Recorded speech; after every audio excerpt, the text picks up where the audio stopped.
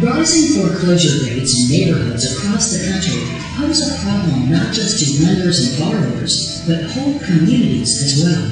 And lenders and nonprofit housing organizations are looking for ways to work more closely together to reduce the devastating impact of foreclosure, which disproportionately affects lower income and minority neighborhoods. But before we can look for solutions, it's helpful to gain a better understanding of the role mortgage lenders and housing counselors currently play in the foreclosure intervention process. Let's start by addressing a common myth. There appears to be a myth out there that a foreclosure is something that we want to do, that we win somehow. We're the big bad lender and we take borrowers' homes. That is not at all what it's about. Nobody wins if we foreclose on a borrower's home. The lender doesn't win, the investor doesn't win, and the borrower doesn't win. As a matter of fact, we all lose. Hi, this is Shannon with the Century Mortgage. Typically, the mortgage industry or the servicer, the investor on the mortgage side loses anywhere from $30,000 to $50,000 in a foreclosure. On the municipal side, the research showed that it can range anywhere from $5,000 to as much as $30,000 to manage and deal with the foreclosed property over the long term. In an effort to reduce foreclosures, mortgage lenders and the companies that administer their loans, known as servicers, have developed special procedures to identify and help borrowers who have become delinquent on their loans. Chase is an example of a prime lender.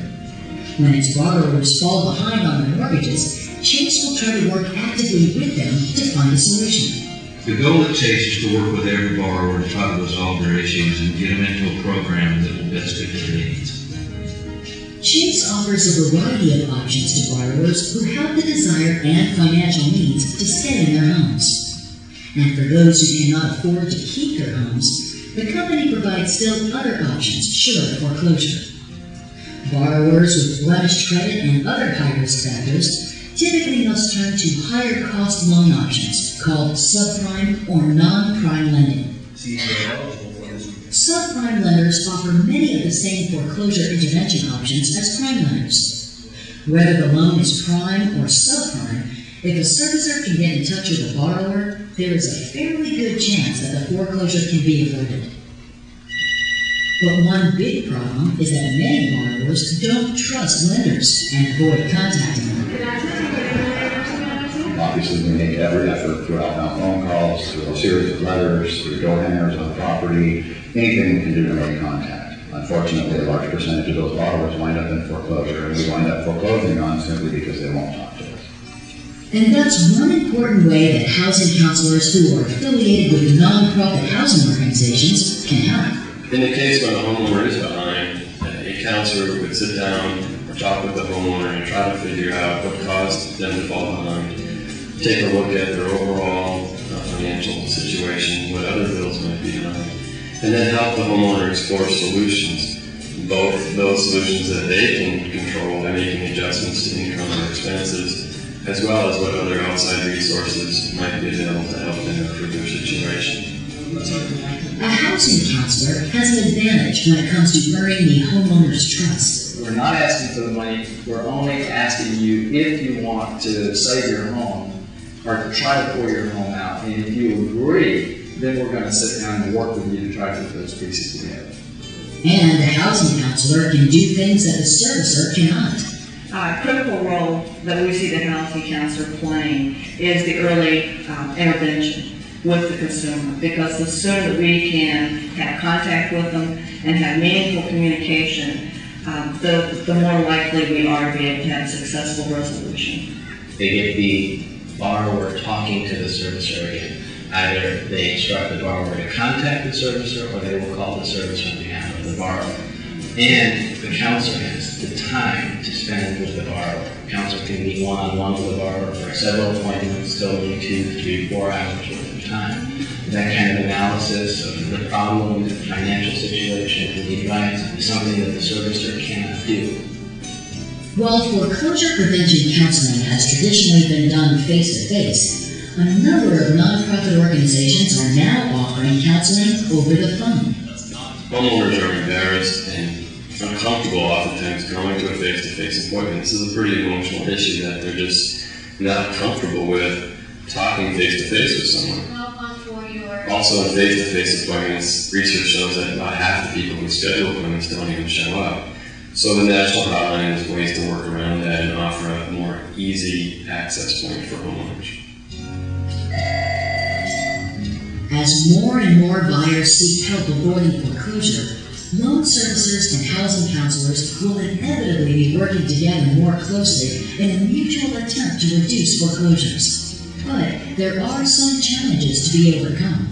Quality of foreclosure prevention counseling across the country really varies because a lot of your smaller nonprofits have limited experience. They're just not doing that much of the counseling to really learn on the job, if you will, and become better at it through experience.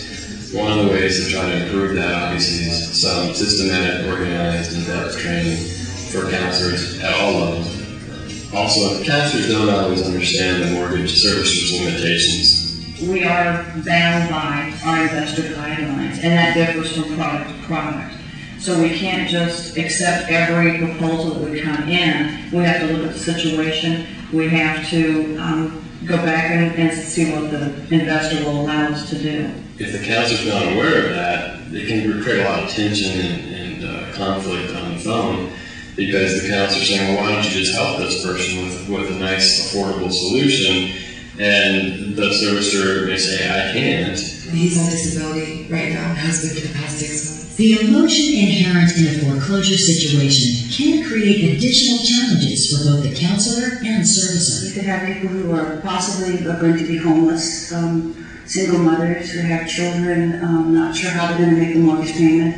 You have people who are on disability, people who are unemployed. So we get involved up front with their emotional issues. So that's a challenge. That's a remaining objective.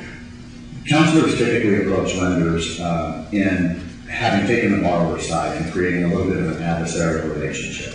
The borrower may be highly emotional, may feel like they were wronged. The counselor will take that side and come at us as a lender in a type of attack mode.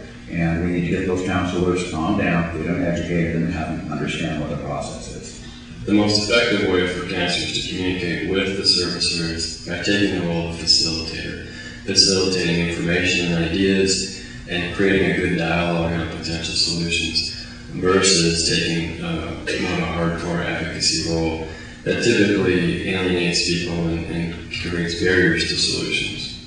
For their part, counselors also face challenges in interacting with servicers. Probably one of the biggest barriers for counselors when talking to a servicer is simply knowing where to call, getting in the door, if you will. So they counsel someone for an hour or two to figure out what's going on, and now they want to start up a conversation with the lender. They're forced essentially to call the same 800 number as the homeowner. And at times, that can be a difficult entry because it's a large call center, staffed by many people. There may be hold times, or there simply are people answering the phone who may not be equipped to really have an in-depth conversation about solutions. On the housing counseling side, the challenges associated with working with servicers are the servicer will not return phone calls. The servicer will say, who are you? I don't understand who you are. I don't want to work with you. I'm going to work with the borrower. The servicer thinks that the counselor is not sophisticated and doesn't understand mortgages, mortgage lending, and what the possible prevention options are. The reason to work together boils down to the fact that everyone benefits when foreclosures are averted. The bottom line incentive for servicers to work with housing counseling agencies is to save money. We've consistently shown that we can save 20% of the hardest cases that we see in Chicago. And that can be replicated at any housing counseling agency in the country. And that is a huge savings. That's going to be okay. That's going to be okay. Also, when housing counselors are involved, they can use their knowledge and skills to help improve the borrower's long-term financial health. So the end result is not only a mortgage that is back on track and going down the right road again, but the holistic financial health of the homeowner is improving, which means that they're less likely to fall behind on the mortgage in the future.